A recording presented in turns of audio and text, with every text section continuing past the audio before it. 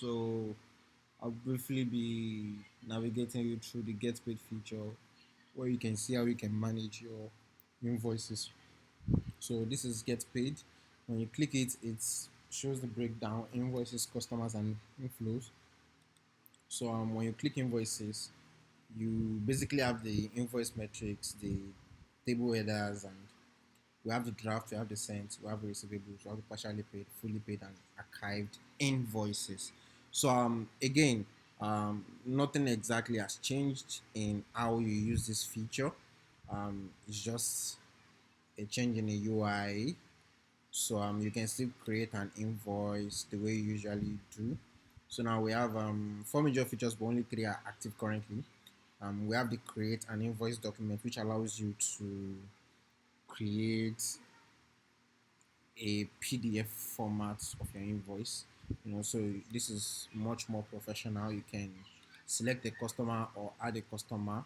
So if you select this customer, you specify the currency, click continue, you specify the frequency, the due date, add a description. Now you can specify whether it requires approval or not. So that's also something that existed in a previous version. So I'm not going to toggle this for this test. So click continue. So I can enter some line items here, enter a quantity 1000 naira. I can choose to specify a discount or not. So in the same way that this feature worked in the previous version, you could apply the tax after the discount or before the discount,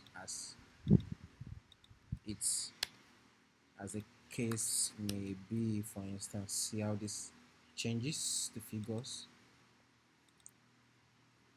So you can choose to not apply any VAT as it may be. It's all designed to fit into your business operations seamlessly. So I'm applying a discount of 10% here. So I'm clicking continue. So the next page shows me the summary of the invoice itself. I can confirm all the line items that I added, the subtotal, the total amount, the discount applied, tax was set to zero, so that's why we're saying 0% here. Here you can preview the invoice. So this is where I can see the invoice. If I have like 5 items, the invoice will show all 5 items as well. So I'm going to close this. So when I close this, I can choose to save the invoice as draft or create and request payment. So if I click save as draft, the invoice goes to draft status. If I click create and request payment, the invoice will be saved under your receivables. At this point, I can choose to send a payment request directly or perhaps request invoice discounting. The logic in the previous version still applies here. Only invoices where the requires approval status has been toggled to on is allowed to apply for invoice discounting. And so for this one, I'm just basically going to send a payment request. So again, it's just a change in UI. The function is still the same. So here I can see the email of the customer. I can send them a note. This is a note, and I can copy it to send to what I can copy it or I can click to send it to WhatsApp here. So it loads up a WhatsApp page where I can see this and send it to the person. I can continue open my WhatsApp application directly. You can see as you can see, but alternatively, I can just send it to directly to the email from here. So send request. So that invoice comes directly to receivables. For an invoice that requires approval, it comes to sent. So we expect that the customer has to review the invoice and approve it first. So when they approve it, that's when it's now ready to become a receivable. So the other method is creating a payment link. It's basically what we have before. Select a customer, enter the amount. This one does not generate a PDF for you, a PDF file for you.